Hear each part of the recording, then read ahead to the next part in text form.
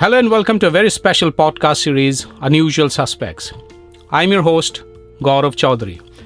This is a series about unraveling stories of entrepreneurs, investors, and businesses that are disruptors yet not in your face.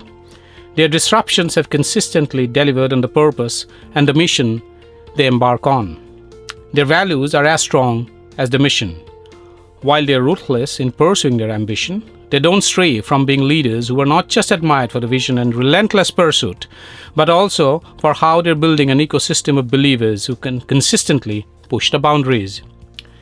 They allow principles to take precedence over ad hocism. For them, profitability is as important as scale, creating and leading new categories and innovations. In each episode, I speak to one such leader, or leaders, talking to her or him or them about their businesses, lives, inspirations, interests, challenges, pivot moments and turning points, successes, failures, agonies and ecstasies, and of course frustrations and little joys. It is as much about their personal life stories as about their entrepreneurial journeys. Unusual Suspects streams on Earshot.in, Spotify.com, Apple Podcasts, Google Podcasts, moneycontrol.com, and a host of other podcast streaming platforms. For this episode, I'm delighted to have Dr. Anirvan Chatterjee, founder and CEO at HaystackAnalytics, and Gaurav Srivastava, co-founder at HaystackAnalytics.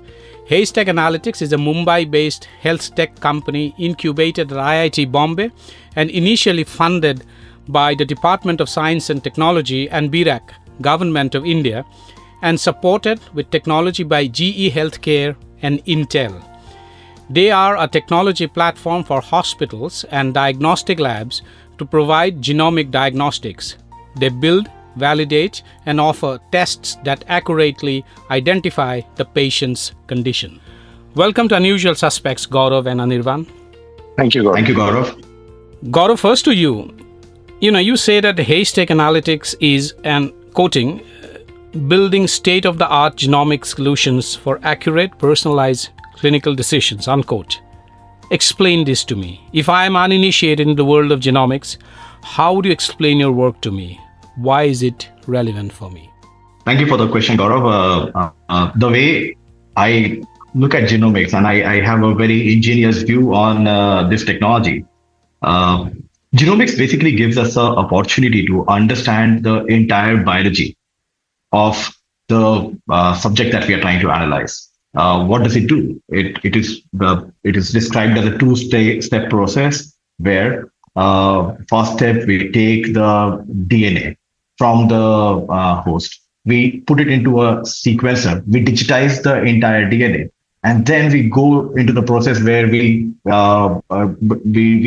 analyze the entire digital DNA that has been presented post sequencing. And once we have access to this, we practically have access to the entire blueprint of life for that being. Now, how is this information useful or viable? I think the example that I would like to take is of a patient who has, let's say, a fever today, who's walking into a doctor's clinic with a fever.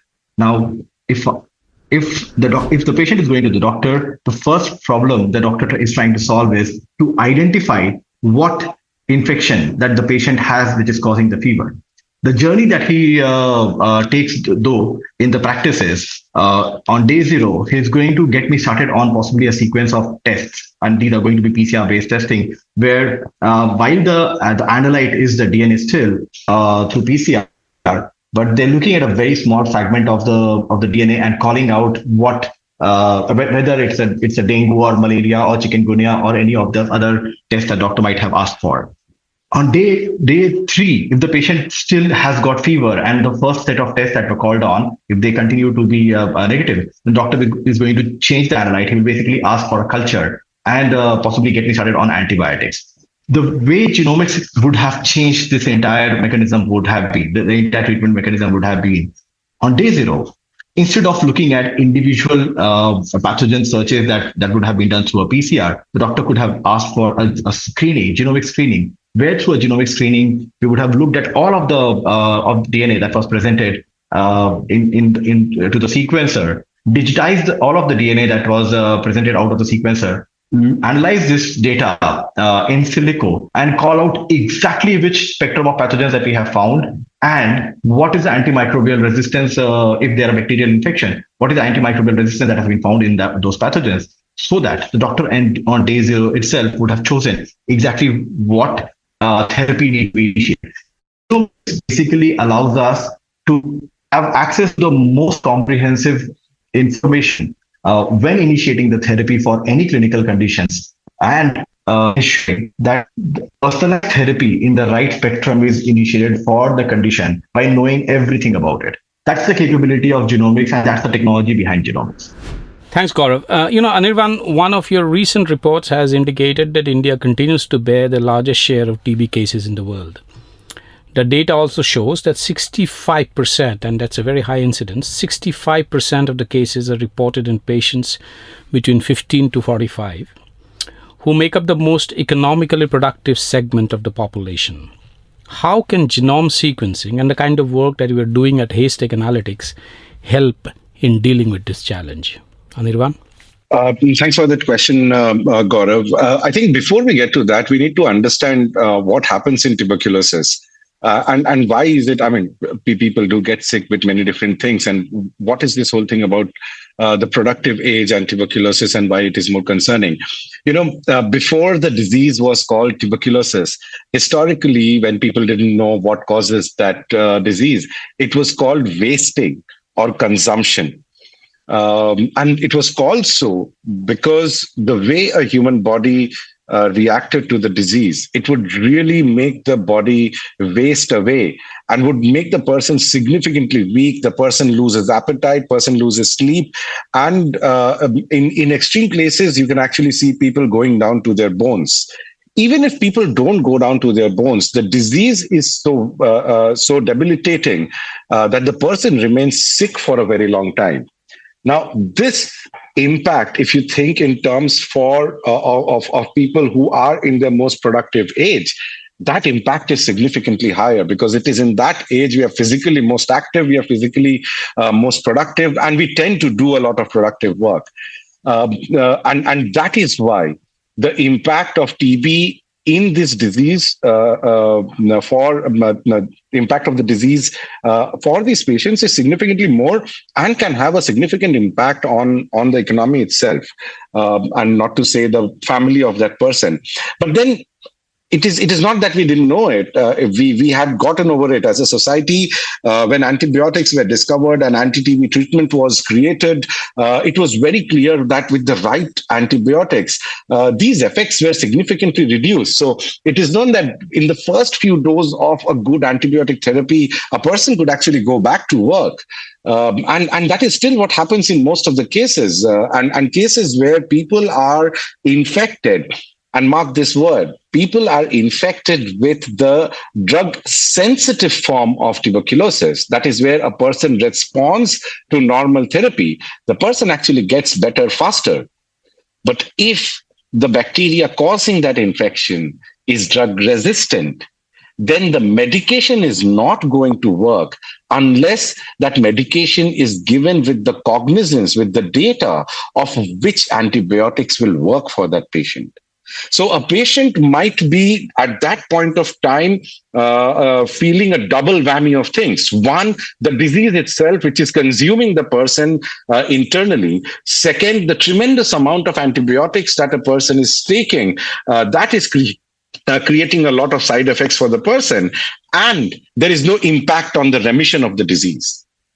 All of this can be taken care of if the right drug is given to the right patient. And for that, we need to understand from the laboratory as to which antibiotics will work. And that is where whole genome sequencing comes in. Whole genome sequencing, the test that we provide to our partners who take it to clinicians and their patients, it is to the best of the knowledge of the world of science that we are in. Whole genome sequencing is the best way to find the complete or comprehensive drug resistance profile of the bacteria infecting that may have infected a person. And the outcome of that data for that person is that the therapy that can be given is most likely to have the most effective antibiotics for that person. And if that treatment for a drug resistant case of tuberculosis is effective, then we can expect the person to go back to work earlier, to be fitter, and suffer lesser from the wasting and the consumption of the disease that is tuberculosis. So comprehensive diagnosis by whole genome sequencing can impact this group even more significantly by providing them the opportunity to go back to work earlier than an ineffective therapy which is guided by insufficient testing in the laboratory. Thanks, Anirvan. Gaurav, to you, Haystack Analytics has managed to whittle down the time for bioinformatic analysis to a mere 15-minute, and has incorporated intuitive problem solving, specific reporting to ensure relevance to healthcare. How have you gone about achieving this? What we have been able to do is to imagine a world where genomics is going to play an increasingly pivotal role in all of healthcare. Genomics as a technology has the capability of bringing the most contextual and most comprehensive information for the doctor to take the right decision about the treatment of the patient.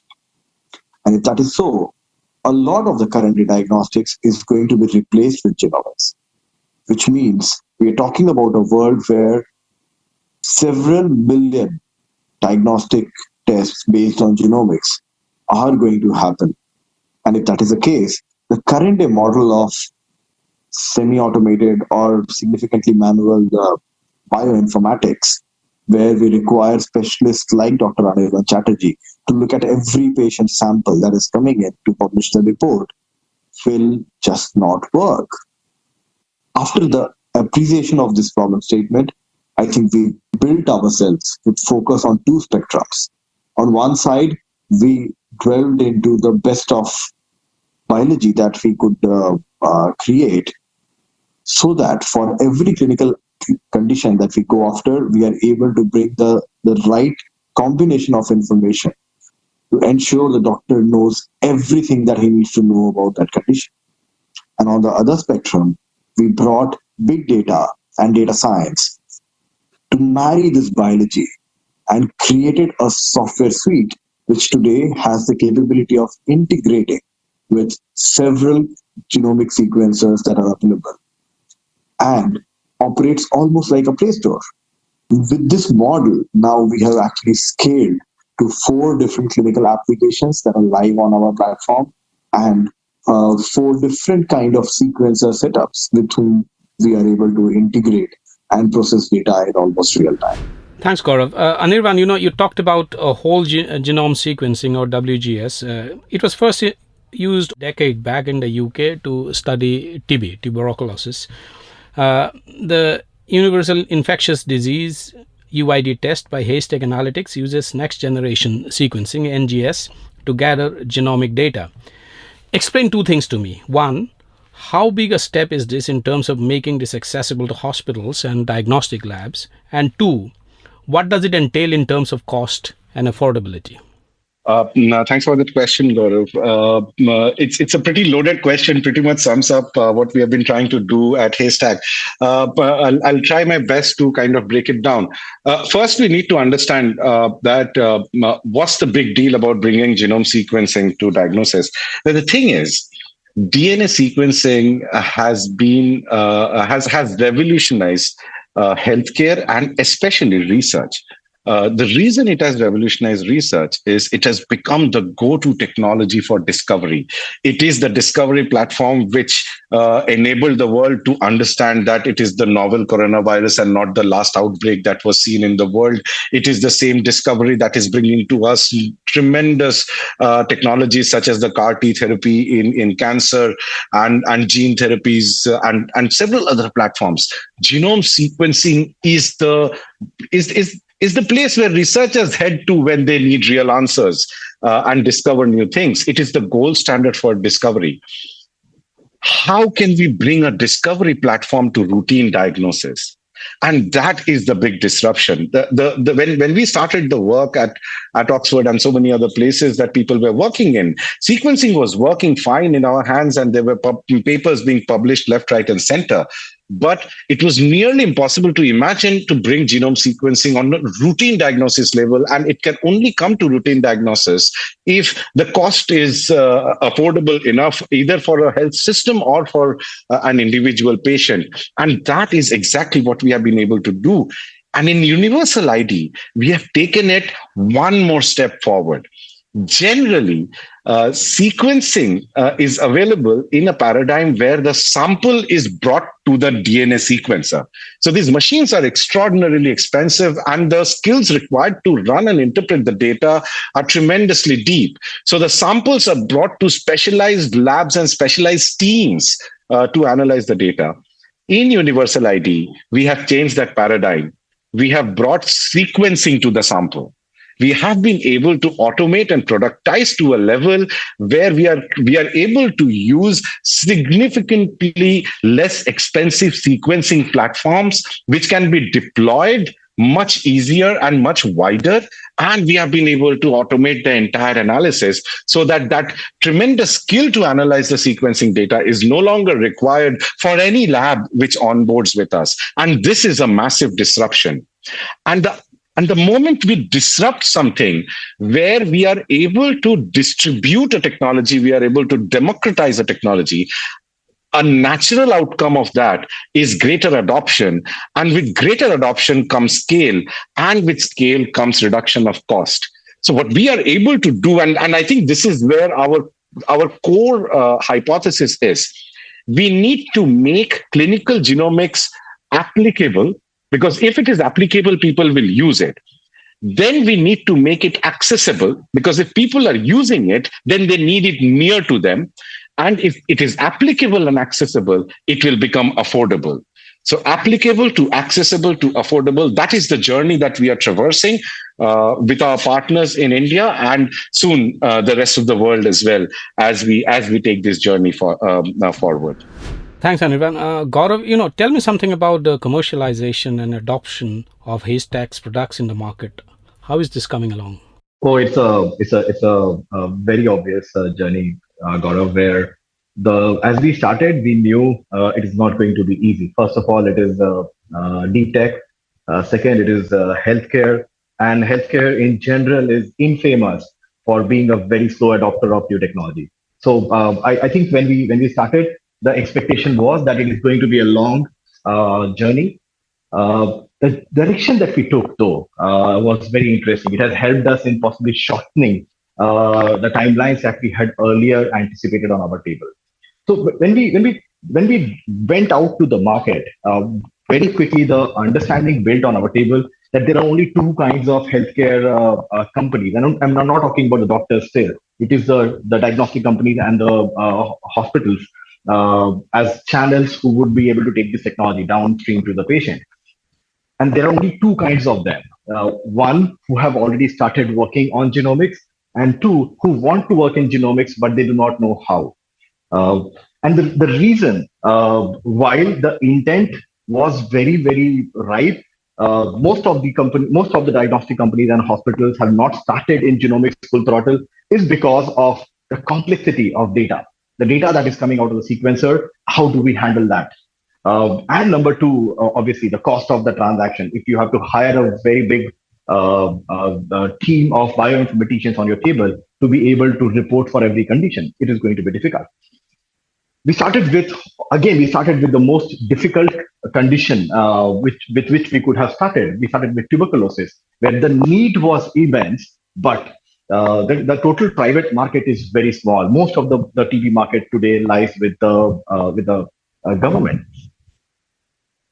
But I think the decisions that we made helped us very much, because while when we started, a lot of the diagnostic players who were still sitting on the fence, they saw the opportunity of getting into genomics with a platform like ours. We were able to reach out to the key opinion leaders, and that was a part of the strategy with which we went into the market. With the diagnostic labs, go to the key opinion leaders in TB. Within a year, we had the entire spectrum of diagnostic labs, 60 to 65% of them, the larger diagnostic labs, they started using whole genome sequencing for TB and with our platform at the back end. And more than 500 doctors started using whole genome sequencing for TB at a clinical level. And this has also, this then helped us in taking the voice of the outcome, the voice of this technology to the government. And now we're seeing even the government on its table is looking at whole genome sequencing as the very obvious technology for TB patients across the country. We expect that transition is going to happen very, very soon. Now we have started exactly the same journey with the Universal ID product, which at an impact level, it is even more significant because the patients that we are going to handle with Universal ID are patients who are very critical in the ICU. They need a report now so that the right therapy can be started in the next hour possible, and so that we are able to save the life. Because the total time at hand for a patient who's in sepsis is possibly in the hours, not even in days. The opportunity that we have is we have early partners who trust Haystack now as a player in infectious.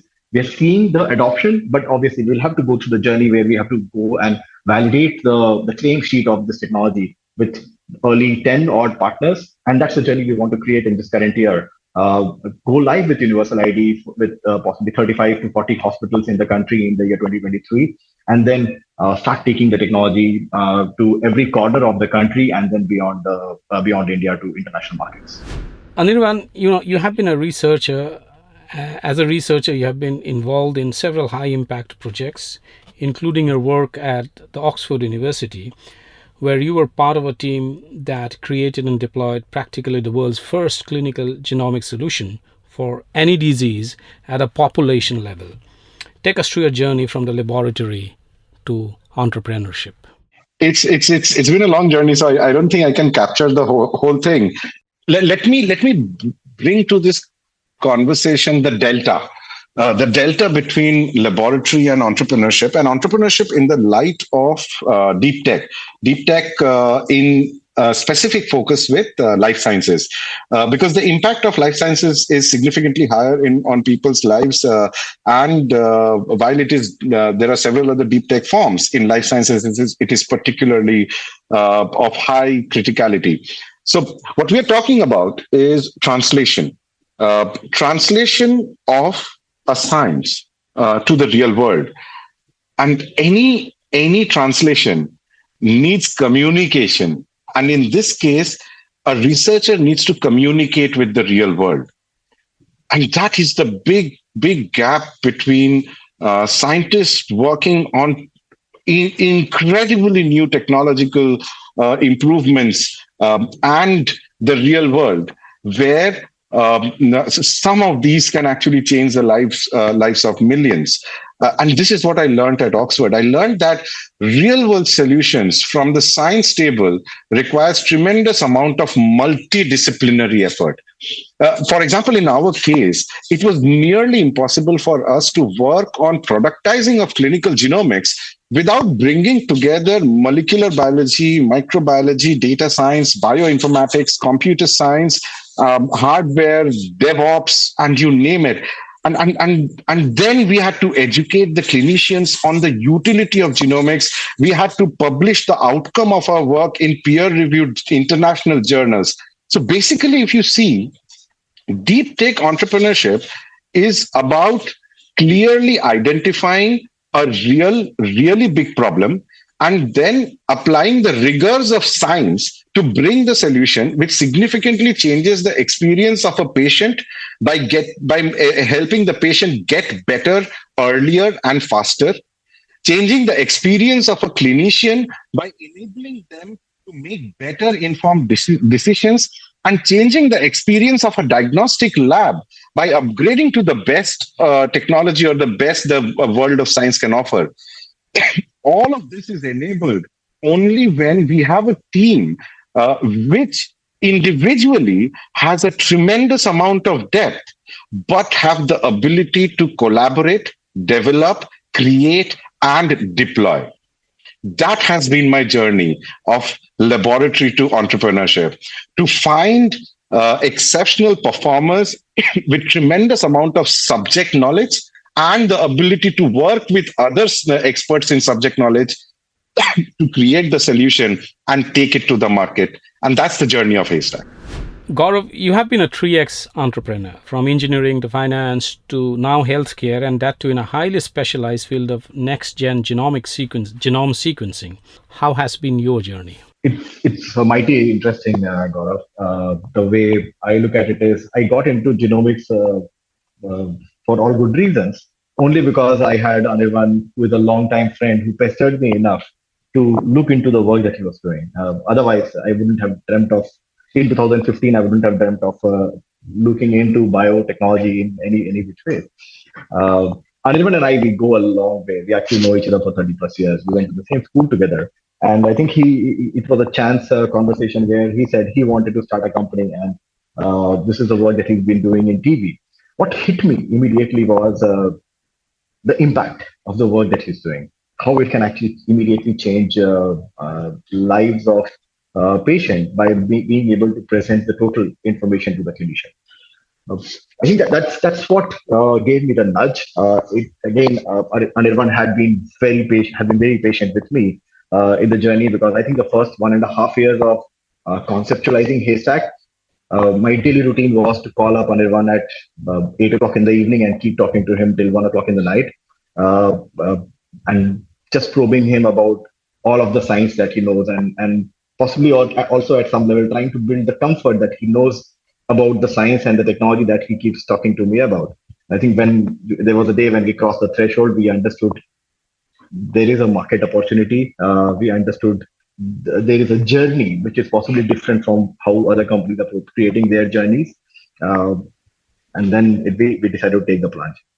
I also would like to add one thing, where the journey of Anirvan from a researcher into entrepreneurship. I think Anirvan keeps saying this very often, where he says the researcher or a scientist has a capability that they can find problems, and an engineer, and he generally points it to me, engineer has the capability of finding solutions. I think the biggest transition that Anirvan has made is he's able to now wear both the hats, from being a scientist when talking to the technology team, talking to the R&D team, identifying all of the problems that can come in our way, and then as an entrepreneur, actually engineering the solutions out so that we are able to get to the market faster. I think that's the transition he has made as an entrepreneur now, starting as a scientist 3-4 years ago. And Gaurav, as with you again, and what's your business model? How does the unit economics work like here in HaystackAnalytics? And who do you think are your competitors? How far are you from profitability?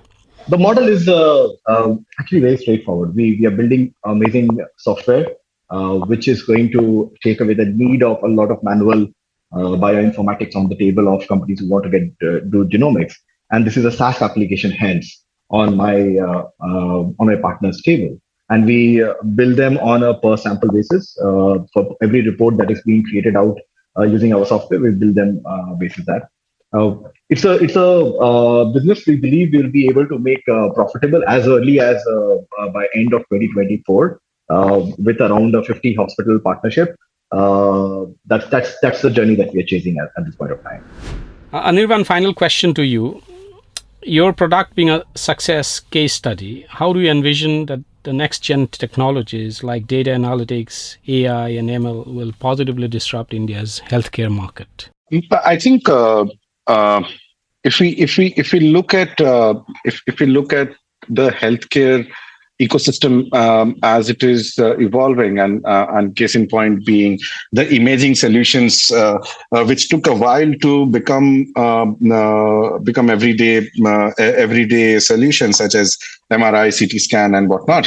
And from that journey to AI in that technology, I think digital pathology and genomics is the next big disruption that is happening right now, where we are able to change the molecule that we are inquiring to provide diagnostic outcomes, therapeutic outcomes, or suggestions to a person's lifestyle. And this is what we call as the multiverse. It's a multi-omic data that we are generating, starting with genomics and then RNA transcriptomics and proteomics. Now, multi-omic data with deep metadata, which is the patient data, the patient response to drugs, the patient's BMI, the patient's pathology, the patient's how a patient is responding to a certain kind of therapy. All of this metadata becomes a massive data source, which will eventually enable better association being plotted between genetic variants and disease outcome. So what do I mean by that? So if you think of AI, especially supervised learning, the AI based on supervised learning, is only as useful as the validity of the outcome variable.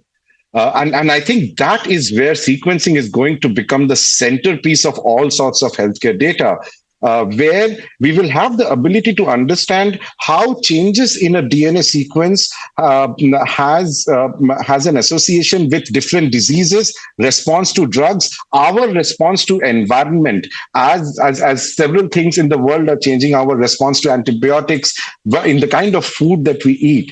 All of this data universe that we're talking about in healthcare, what now the world is calling as One Health, I think in that, DNA sequencing and the DNA data will become probably the most important piece. As we understand the association of DNA with all of these variables, DNA will become the centerpiece for prediction and diagnosis as we go forward.